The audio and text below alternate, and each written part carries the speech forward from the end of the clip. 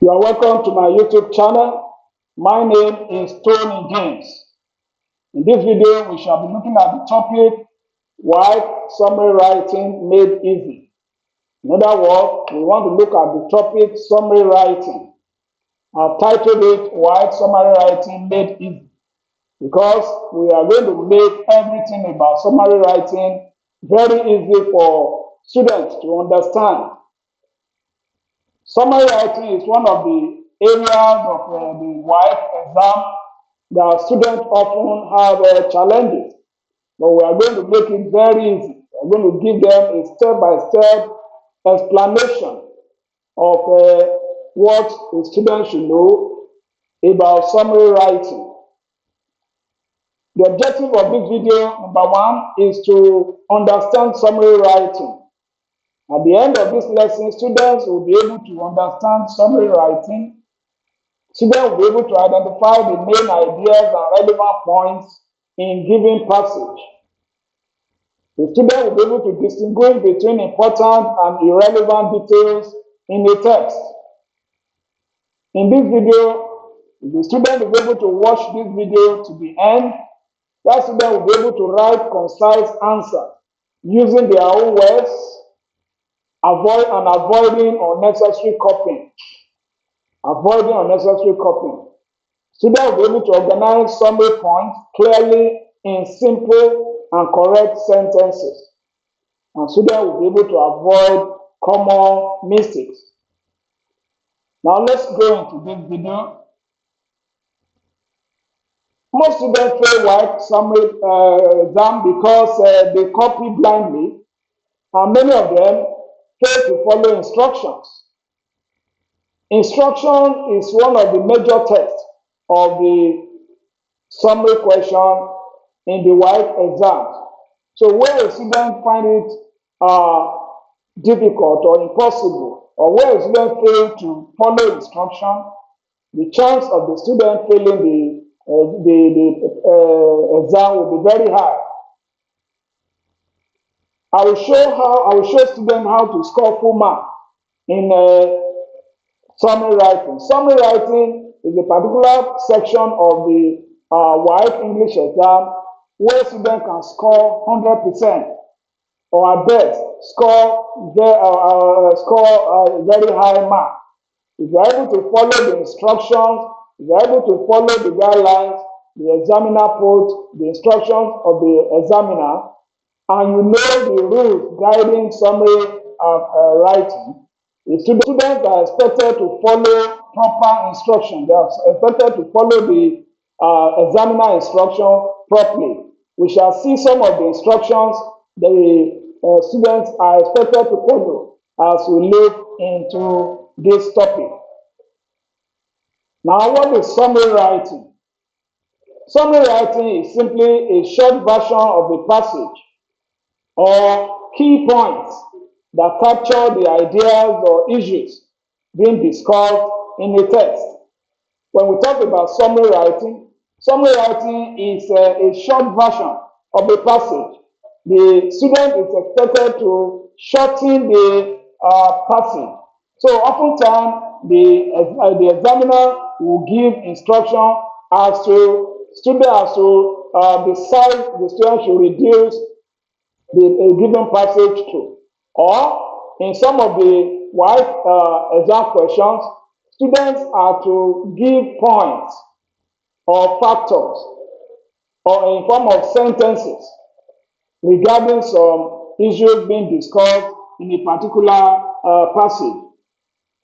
Summary writing focuses only on the main idea and must be written in the student's own words. Students are not expected to copy word for word. Students are to write the answers to comprehension to summary writing in their own words. Very important, very, very important. Now let's look at why students lose marks in summary writing under the summary writing in the WAEC English exam. Why do students lose marks? One of the reasons why students lose marks is copying directly from the passage. When you copy the words of the examiner back to him, the examiner is going to mark you down. A student is not expected to copy the word of the examiner back to him. So you are not to lift words. It's not as if you cannot lift one or two things from the passage, but it must not appear as if you copy word for word. In a situation where student will copy almost a whole paragraph, or you want to write a point that has to do with paragraphing, let's assume you are to paraphrase a passage and you are going to write up to a paragraph. It should not be that a student will copy a whole paragraph word for word. No, the examiner will mark you down because of that. Also, students lose mark by writing too much. The essence of summary writing is to shorten the passage. So when you write too much, the student will lose mark. Another area student lose mark is missing the key points. When passages are given, there are always key points in the passage. A student is to look out for the point, the key point. The essence of the exam is to test the ability of the student to fish out the key points from the passage. So inability of the student to point out the key point, the missing key point in the text will lead to poor performance in the exam. Another thing that also could make students lose marks is poor sentence structure.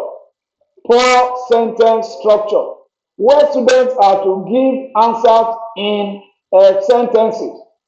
And a student writes poor sentences, like writing a clause or a phrase in the exam, in giving his or her answer, the student will not perform well in the exam. Now let's look at how to answer summary questions.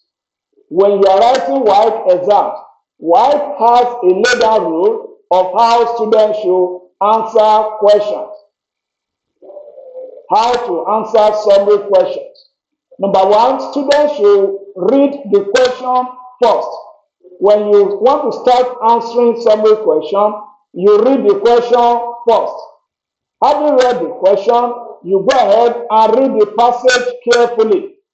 We shall show us one or two methods or skills of reading. So when you have read the question, you read the passage carefully. The student will now go and identify the key points. Identify the key points in the passage. Then having identified the key points, the student will now rewrite the answers in his own words. You rewrite your answer in your own way. The student should endeavor to keep the answer brief. It shouldn't be too long. Short sentence. If you have to give sentences, you make those sentences short. At most, complex sentence.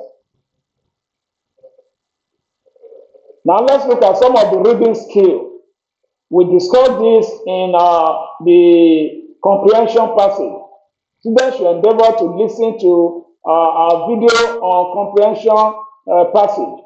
Now, these points, we are going to highlight them here because I have discussed them extensively under the comprehension passage. Talking about skimming. Skimming is a type of reading where a student fish out for the main idea in the passage. So students should have the skill of skimming, where you pick a passage and you fish out the main idea. Another reading skill is scanning. A student needs to scan through to answer summary questions. And lastly, a student needs careful reading to answer summary questions. And each of these reading have their own rule. Like I mentioned, the skimming will help the student to fish out the main idea. The scanning will help the student to get key points out of the text or the expression. And careful reading will help the student to have full understanding of the passage. Now let's look at key rules. Key rules a student should know when answering comprehension questions. Although these are some of the rules, some of the things I've mentioned under why students lose marks. Number one rule a student should follow when answering summary question is number one, use your own word. This is coming as an emphasis here that a student should not copy word for word from the passage. Use your own expression. Use your own idiosyncrasy to write the answer to the summary question. Don't copy don't copy what the examiner have in the question for back to him. Then be concise. Be concise. This rule is telling a student you must go straight to the point. There is no don't try to entertain the examiner. Don't put in grammar or don't put in vocabulary. Don't write vocabulary when you are writing a answer to summary question. Be concise. Put your word down in few words. Be brief. Then avoid repetition.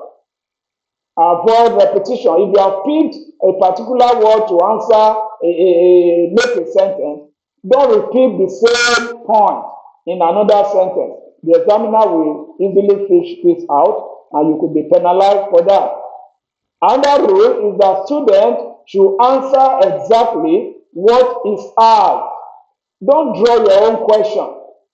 Don't draw your own question. Don't assume that what the examiner is saying is different from what the examiner put down as a question. The fact that you don't understand the question does not mean that the examiner is wrong. Some students will start answering a question that is totally different from what the examiner put down as a question. In that situation, the student will lose mark or fail the point there. Let me emphasize here that WAEC is not testing just what the student knows. WAEC is also testing how well the student can follow the instructions. This is very important in a comprehension question. The examiner is actually testing the student how well he can follow instructions. So a student could be brilliant, a student could be intelligent, but if the student fails to follow instruction, the student is going to fail the summary question. Now let's consider some of the WAEC summary question styles. Some styles that WAEC always use to set summary questions. The first one we shall consider is the 5-sentence pattern. In this type of question, the examiner will ask the student to give answers in 5 sentences, one for each. It's often read, give 5 sentences, one for each. Or they may say in 5 sentences, one for each. Take the factors that contribute to so. So this is a style WAEC often used to ask summary questions. Now this interprets to mean that when the student is asked to give 5 sentences, one for each, the student must give 5 separate points. 5 separate points. Each point must be written in one sentence. Don't join 2 points in one sentence. When you join 2 points in one sentence, the examiner will only give you mark for one sentence. So in all, the student will have to give 5 sentences. When you are asked to give 5 sentences, one for each. So it means that you are going to give 5 sentences. Example, on a passage that had the idea causes of examination failure. That is, we want to imagine a passage which title is causes of examination failure. You know what will have been written in such a passage if you are to write an essay on this topic, causes of examination failure. Now a question comes this way. In 5 sentences, one for each, state the causes of examination failure. In 5 sentences, 1 for each. Take the causes of examination failure. Now, this is a typical or correct answer to that question. We want to answer that question now. Number 1, your first sentence will be, students fail examinations due to poor preparation. Students fail examination due to poor preparation. 2, lack of proper time management contributes to failure. Lack of proper time management contributes to failure. 3, distraction from social activities affect performance. Distractions from social activities affect performance. Answer number 4, poor understanding of subjects leads to failure. Poor understanding of subjects leads to failure. Lack of guidance from teachers is another cause. Lack of guidance from teachers is another cause. Now look at these 5 sentences. You can see that these 5 sentences are brief. They are short sentences, and they are not they are not long. Each of them is just one line, and that is how the answers to comprehension questions should be short. As you look at the 5 sentences, each represents a point that contributes to failure in examination. That is very important. Students should take note of this. Students should study this example and learn from it. Some students make common mistakes. One of such mistakes is that students write one long paragraph. If you are asked to write 5 sentences, 1 for each, don't write sentences in paragraphs. There is a difference between writing sentences and number it as we did in this example. You can see number 1, number 2, number 3, number 4, number 5.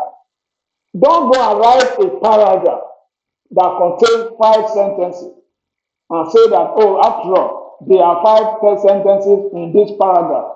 No, that would be contrary to what the examiner wants. And if you write paragraph, when you are asked to write 5 sentences, a paragraph is different from a sentences. So students should endeavor to stick to the instruction. Another common mistake students do make is combining points in one sentence. Some students will write one long sentence and put all the 5 points there. No. Another mistake is for students to write more or less than required number. If the examiner asks you to write 5 sentences, if you write 3, you are going to just get marks for 3. And the examiner can decide to penalize you for not writing enough. You must not write enough, and you must not say because they are up to 7 points. The examiner could deliberately test a student with more points in the passage, and you have to give 5. If you feel that, oh, there are 7 points in the passage, and you go and give 7 answers or 7 sentences, you are already missing the point. The examiner will deduct your mark for that, if not cancel it for you. Now let's look at another type of sentence, another pattern of sentence that WAEC often use. We have the 2 sentences pattern. 2 sentences pattern. Example, the question will come in this way. In 2 sentences, state the benefits of good health. In 2 sentences, state the benefits of good health. What is the student to do? A student will combine points in the 2 sentences. In 2 clear sentences, you can combine points. Take note of this question. It did not ask you name point. It did not ask you give 2 benefits. But it said in 2 sentences, state the benefits of good health. So another mistake student may make is that don't just mention 1 point and say, after all, you are making 2 sentences. You only mention 2 points. No. If in the passage there are more than 5 points, and you are asked to give two sentences, then you have to combine the point in each of the sentences. Where you have up to 6 points and you are asked to give two sentences. But that means you have to make a sentence that comprises of 3 points. These are technical issues students should understand. Example, if the student is to give two sentences and state the benefits of good health, sample answer could be: good health makes students active and attentive. Benefit of, we're talking about benefit of good health now. You can see 2 points there. A student will be active and a student will be attentive if the student have good health. Then sentence 2, it also improves concentration and learning ability. You can see 2 benefits in each sentence. So the benefits are combined in the sentence. It's very important that students take note of this. Another style of question that WAEC often asks in summary writing is that style that will ask the student to state. When the examiner will ask you, state so reason, or state particular reason, or state 2 reasons. It's another type or another style of asking question under summary writing. In this type of style, no sentence limit is given. There might not be a limit to sentence. Even if the examiner asks the student to give sentence, the examiner says state. So, example of such: state 2 reasons why students fail exams. State 2 reasons why students fail exam. Let me mention here, even when no instruction on sentence, when there is no instruction on sentence, it is always good to present your answer in sentences, since the number of reasons is mentioned. You are asked to state 2 reasons. The question did not say state in 2 sentences, but you have to state 2 reasons. So it's good that students state their reasons in sentences, more so that the examiner said 2 reasons. Then make sure that each reason is stated in a sentence. Make 2 sentences giving one reason. So it's very important that students apply common sense to this. Another style of question is to give the meaning of words in a context. That is, in summary writing, just the way examiner do in comprehension passage, students will also be asked to give meaning of some particular words as they are used in the context. This is still part of the comprehension or summary section. Example: what does adequate mean as used in the passage? Maybe a passage is given and you see the word adequate underlined in the passage. Then the examiner will later ask you, what does adequate mean as used in the passage? That is the style of question that WAEC often asks in summary writing. Students should learn to answer this, and like I mentioned in the comprehension passage, students ought to build their vocabulary and reservoir of vocabulary over the year. The students should be versatile, read broadly across different disciplines of vocabulary, so that when such words are used in passages, students will be able to have the meaning. Even if you don't have it ready-made, you have an idea of what the word is all about. Another style of asking questions under the WAEC English exam, talking about summary writing, is the one that will say list point style. That is, the examiner will ask you to list some points. For instance, list 3 advantages of education. The question will say list three advantages of education. Although you may write short phrases if allowed, but I will still advise, I will still counsel a student, always present your answer in sentences, because there is no punishment for that. The examiner will not penalize you because you present your answer in sentence, except where the examiner wants to test your knowledge of clauses or phrases, and the examiner specifically tells you to present your answer in phrase, which is very rare. So always present your answer in simple sentences. And lastly, the style, the number 6 style of asking question in the summary writing is where the student will be asked to explain in their own words. Student will be asked to explain in his or her own words. This particular style of question is asking, it want to test the student's ability to paraphrase. That is, ability to reduce a passage to a very short version. So, student is to explain the following expression in his own words. Very important.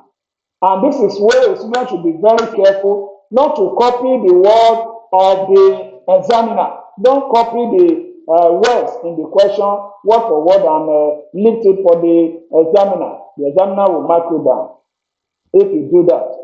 Very important rules that a student should know when writing and when answering summary question. You see, I continue to emphasize this, and that is why I'm bringing it up again. When answering summary question, students should follow instruction strictly. I'm emphasizing it because of the importance. Students should follow instruction strictly. A student should not write more than required. Do not write more than required. If you have to write 5, don't write 6, don't write 7. Don't copy blindly. I keep emphasizing that. Then be concise and clear. Be concise and clear. Now let's try one or two examples. Let's try one or two examples of summary writing. Let's look at this passage. I call it practice set 1. And I read, many students perform poorly in examination for several reasons. Some do not attend classes regularly, while others fail to complete their assignment. In addition, distractions from social media take up much of their study time. Poor time management also affects their preparation. Finally, lack of proper guidance from teachers contributes to their failure. Now let's look at the question. The question says, in 5 sentences, one for each, state the reasons why students perform poorly in examination. In 5 sentences, one for each, state the reasons why students perform poorly in examination. Now let's look at the answer to this question. This is an expected answer. It's not a must that it should be there. If 100 students answer the same question, there are bound to be differences among all the students, because individual differences in their use of words and in their secrecies. Now let's look at the expected answer. The first sentence says, students perform poorly because they do not attend classes regularly. Was this mentioned in the passage? Yes, it was mentioned. 2. Failure to complete assignment contributes to poor performance. Was that mentioned in the passage? Yes, it was mentioned. Distractions from social media reduce study time. Was that mentioned in the passage? Yes, it was mentioned. 4. Poor time management affects preparation. This is stated in the passage. And lastly, lack of proper guidance from teachers leads to failure. These points are mentioned in the passage, and therefore students need to write their sentences around these points. And that is how a student should answer summary question. Talking about sentences, a student at this point should know the structure of sentences. The different types of sentences we have, whether simple sentence, whether compound sentence, or complex sentence, or compound complex sentence. The student should know. So when you look at all these sentences now, you see that they all have the right structure of sentences. We are talking about the subject, the verb, and the object. So very important that students follow. Now let's look at another example. Good reading habits are essential for academic success. Students who read regularly improve their vocabulary and understanding. Reading also helps to develop critical thinking skills. Furthermore, it exposes students to new ideas and information. As a result, students who read widely perform better in examination. Students will read this passage like 2 or 3 times. Then you come to the question now. In 5 sentences, 1 for each, state the benefits of good reading habits. In 5 sentences, 1 for each, state the benefits of good reading habits. Let's go to the answer now. Students, when you are practicing this under this video, you follow the instruction. Don't forget I've given you a guideline of how to answer summary question. You read the question first, then you read the passage. And depending on your ability to understand, you can read more than 1 time. Then answer number 1. Good reading habits improve students' vocabulary. That we mentioned in the passage. 2. They enhance understanding of subjects. That was mentioned in the passage. Reading develops critical thinking skills. This point was mentioned in the passage. It exposes students to new ideas and information. And lastly, it helps students perform better in examination. So these points were mentioned in the passage. And when a student is answering questions like this, the answers should pinpoint the points that were made in the passage. We have looked at summary writing. Summary writing. And we have discussed what summary writing is all about. We have looked at types or the style of questions that the WAEC often asks students when it comes to summary writing. We have also looked at reading skills. We have looked at reading skills. We have looked at things students should be careful of when answering summary questions. When the student listens to this video and study with it and over again, I'm very sure the student will be able to do well in the exam. And I also want to encourage students, try to practice. Ensure you practice regularly. Questions like summary writing, comprehension, letter writing, essay, and the rest are such that you have to practice. You have to constantly practice. And this is an area where students need to join my online classes, because ordinarily as young people, some may be deceived, some may be naturally lazy not to be able to do some of this work on their own. But when you join my online classes, I'll be able to mentor you, give you questions, get you do it, and mark it for you. Inculcate the discipline of hard work, and before you know it, the student will be better off. So try and listen to this video. If you want to really gain all the benefits in the video, listen to it over and over again, study with it. Then if you have any question, you can call me, whether on my WhatsApp or mail me through my mail address. But most importantly, like my video, share it with friends, and most importantly, subscribe to my YouTube channel. When you subscribe to my YouTube channel, you are helping me a long deal to promote my viewers, to promote my viewership, because this is the basis upon which YouTube will spread this video. And when you subscribe, it will be able to go to more students. So please share the video, like it, and subscribe so that when I release another video, you'll be able to be notified and more students will be able to see this video. Until I come your way again, my name is Tony James.